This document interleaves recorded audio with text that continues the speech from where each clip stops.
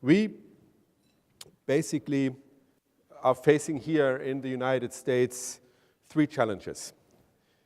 First, as you all know, we went through a very deep crisis with our TDI disappointment in the car industry, in the audience, in the country.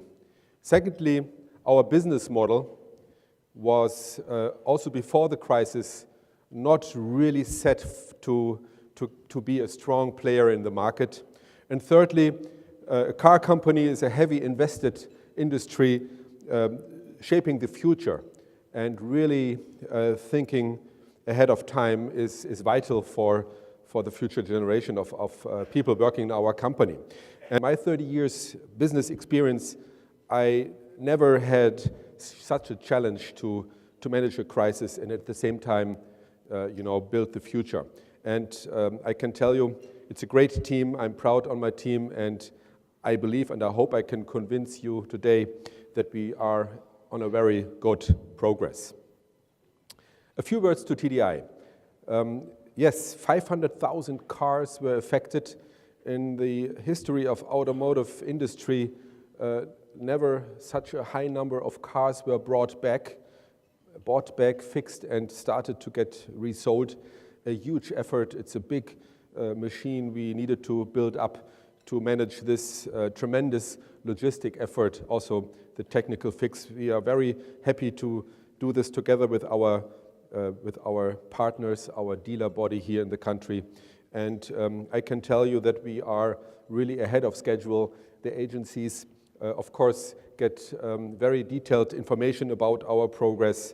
And I believe with all the settlements with the customers, with the dealer body, with the agencies, we did everything to get it as quick as possible behind us, because a brand like Volkswagen, cannot have this disappointment for so many years in front of us. And there are many examples of other industries where legal lawsuits, stretch into a 4, 5, 6 years period, and we basically got most of it behind of us within 1 year. Fixing the business model. With my arrival, coming here, looking at the presence of the brand, of the history, we have to admit, and I mentioned it earlier, that the past decades we never really got into a strong momentum. If you look back to the late 60s, early 70s, you see this tremendous high number there. This was the Beetle and the microbus, just 2 cars. We had a fantastic high market share here in America. A whole generation differentiated itself with these 2 cars. Yeah? Many babies were produced in the microbus, right? So it was a fantastic time then, and it was a kind of an anti-establishment time. Last year, we grew 5%. The whole industry was down 1.8%. Against the trend, we see already the efforts of our turnaround, and we did this with a very strong autonomy of our management here in the United States, in the region. The company decided with my arrival to really have a strong governance here in America under one leadership and have a kind of a dotted line relationship into Germany. And that is so important because we learned from the history you are only successful in this market, in this country, if you do the things right on the product side, on the positioning, on the cost side, and also on the innovation side. So what about the future? And this is a very big topic for the whole car industry and specifically for Volkswagen, electric mobility. And of course, everybody of us reads the newspaper that basically Elon Musk with Tesla on the premium side is really starting to get successful. But on the volume side, not really. Electric mobility for millions did not really arrive yet. It did not arrive also in Germany or Europe yet, and also in China, which most likely will be a lead market. It did not arrive yet. And why is that? It's because electrical charging infrastructure is not developed enough. It's because the range of the cars is for many customers not long enough. They are afraid when they stand what to do. And the third is it's still too expensive. Yeah? Not many people can afford a Model S from Tesla. It's not only about electric mobility, it's a lot about also automated driving, the connectivity of the car into the infrastructure, into other cars, is going to give many of us a lot of future business opportunities. Can you imagine the liability issue of automated driving cars? The insurance industry will have a big future in front of them. Also, the connectivity of the car into the dealerships and into the OEMs for the aftermarket, for the spare part business, for the repair of cars will with a direct connectivity and predictive business models will generate new business streams. The connectivity also is basically the reason why Silicon Valley, Amazon, YouTube, Google, they want to get into the car. They identified this about 8 billion hours every day of human being spending in cars is something they want to build a business model around. For any of the other business people in this audience, what advice would you give them if they find themselves in a similar crisis situation one day? Openness, transparency, honesty, brutal honesty, not trying to sneak out or, I think the best way forward in a real critical situation is putting everything on the table and sorting it out, identifying the right talents and people to give responsibility on the different streams, and maybe not only talk about the challenge.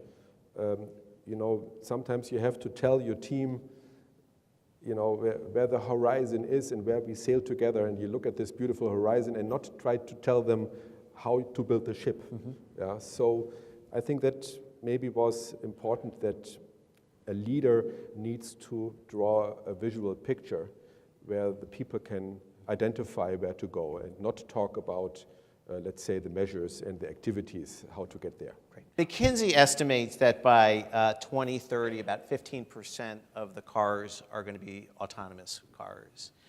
Do you think that estimate is about right, too high, too low? And where is Volkswagen going to fit into that market?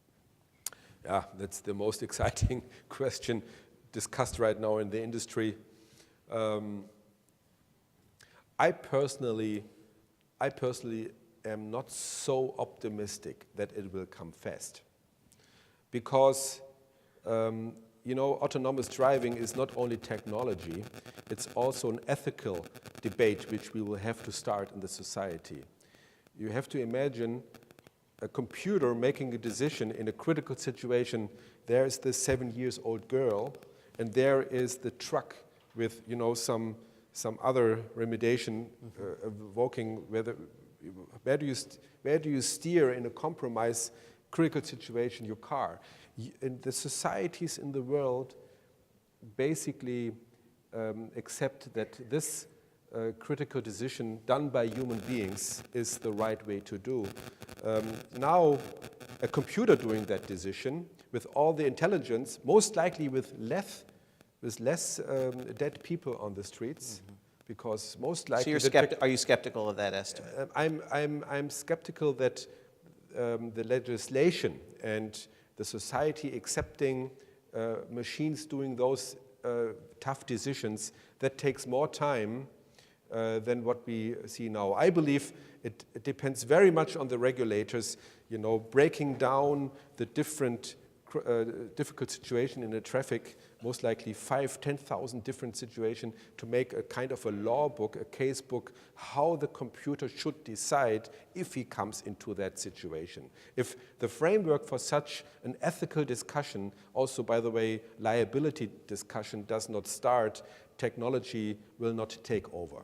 So that's why I'm personally skeptical about a statement that it will come fast. One final question. So when you think of Volvo, you think of safety, you think of BMW, you think of performance. As you're remaking Volkswagen, if we were sitting here 2 years from now, and I asked you to give me one word that described what Volkswagen means to a consumer, what would it be? You can have 3 words. 1 word. 3 words, 4 words. Yeah, I believe fun to be in, smart to own, well crafted. That's pretty good. So on that note, Hinrich, thank you very much. Thank you for all coming today.